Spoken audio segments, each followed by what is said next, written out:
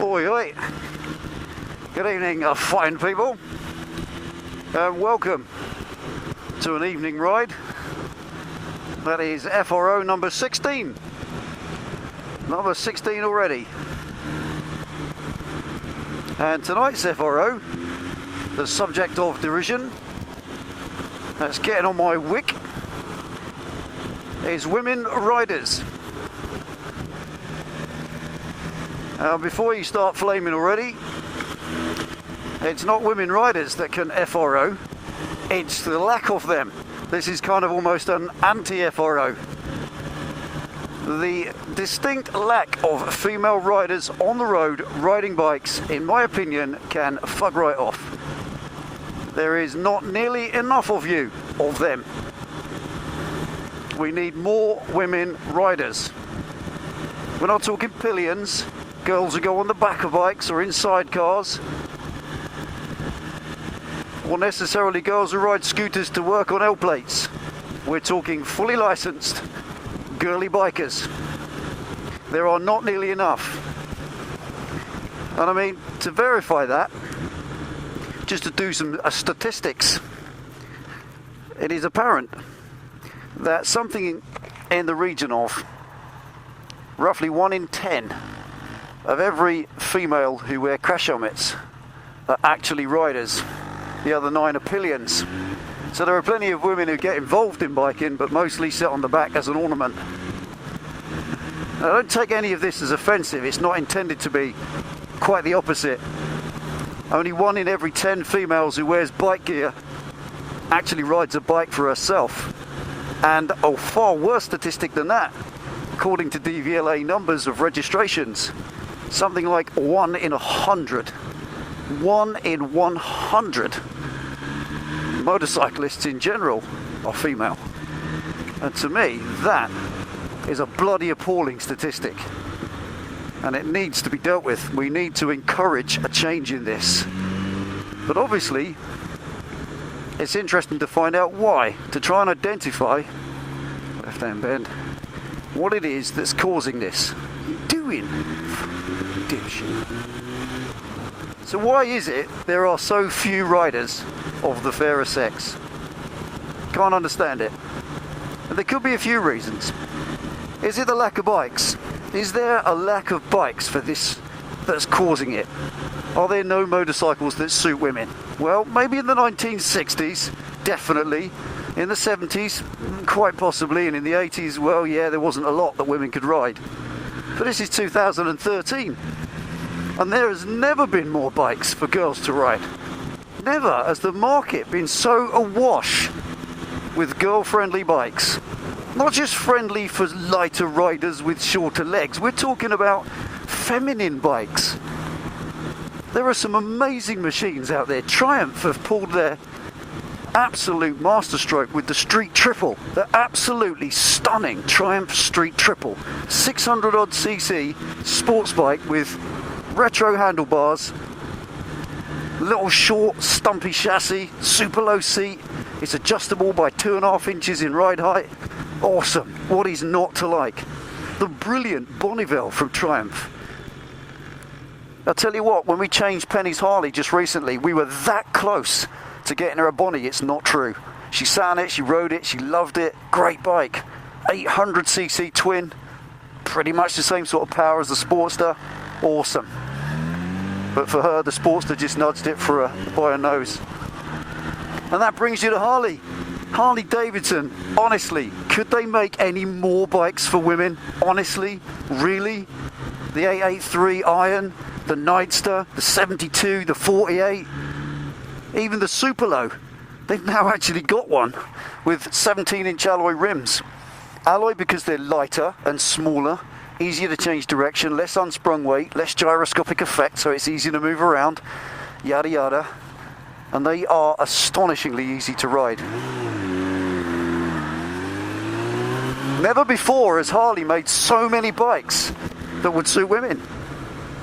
Even the old original 883 Low, but they started bringing out things like the shallow ramp for the clutch so that you can pull the clutch in with one finger. So that's easy for women's hands. Women haven't got the strength men have got. They just aren't built that way in general. Don't flame me, please. You know what I'm getting at. Generally, women are the fairer sex. They're lighter. They don't want some big, brutal muscle bike. They just want something they can ride and enjoy. And the Japanese, oh my God. The evergreen SV650, the glorious Gladius.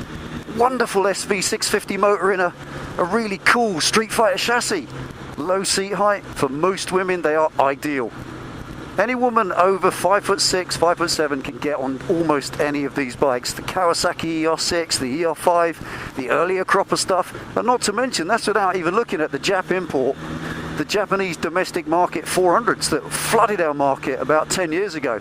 The CBR 400s, the gull arms, the baby Fireblades. So no, it's nothing to do with a lack of bikes. Clearly, it's not that. So what is it? Is it the training? Is there no training to get women on bikes? Is it not focused correctly for women? Well, I don't know. I think it is.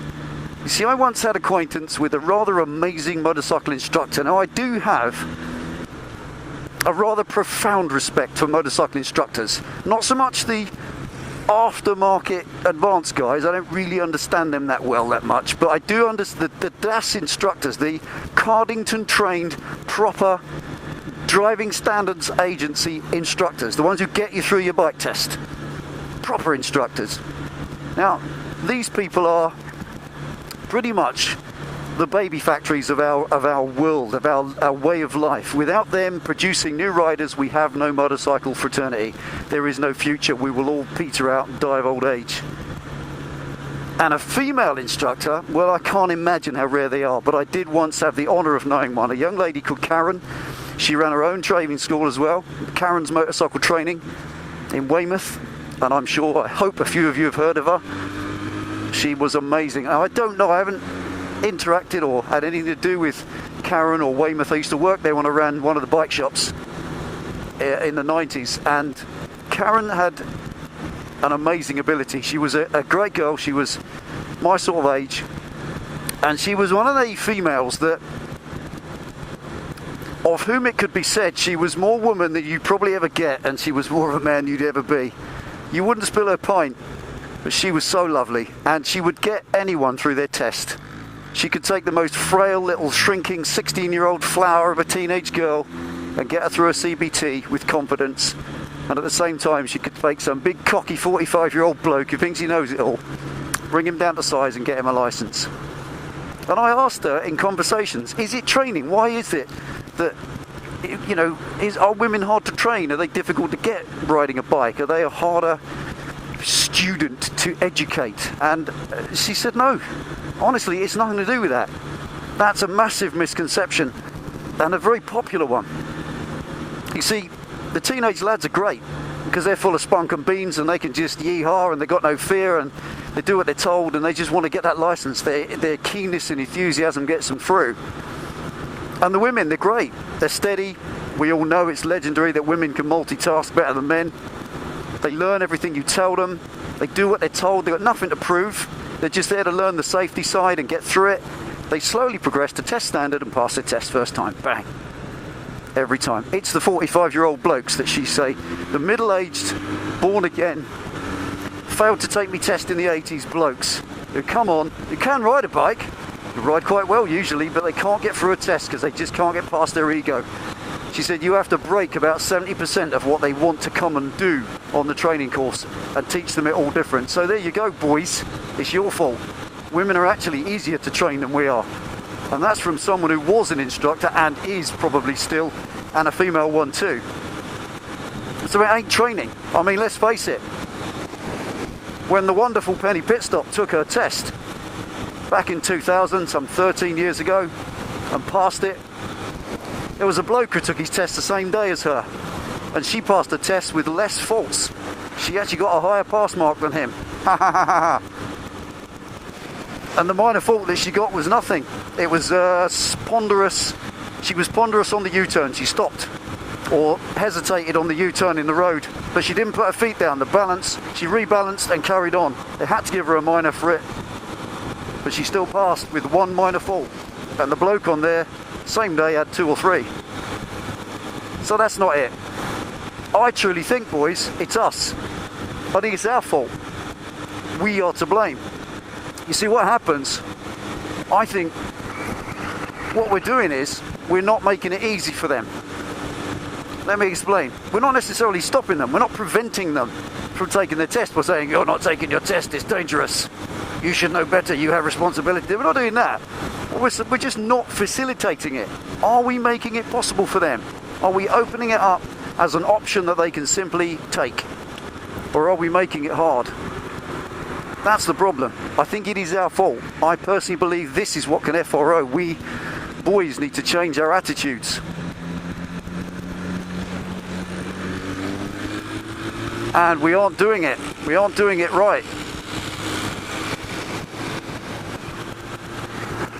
You see, in my opinion, if we could make it easier for them, give it to them so that they can get on a bike, they can take them to a bike shop, especially the Harley dealers, let them sit on the bikes, let them get to know them, let them learn about the bikes, let them feel for it and develop their own covet. And this is something I want to bring up. We might be making it easy, we might not be making it hard, we might be doing it all correctly. The problem is, as the famous line in Silence of the Lambs by Thomas Harris said, what do we covet? We covet what we see. So unless they see lots of girls riding bikes, they're not going to get inspired by that, are they? Unless they only ever see girls riding on the back. If that's all they see, that's all they'll believe is their place. And it won't inspire them to stick their neck out and go through it. And believe me, if you're going to take your bike test, you've got to want it. It is so hard these days in Britain. I don't know what it's like in other countries, but oh my God. I don't think that I would be prepared to jump through the hoops today that you have to jump through to get your bike test. So is it our fault? I think it is, boys. I think we need to work harder. We need to put it in front of our girls.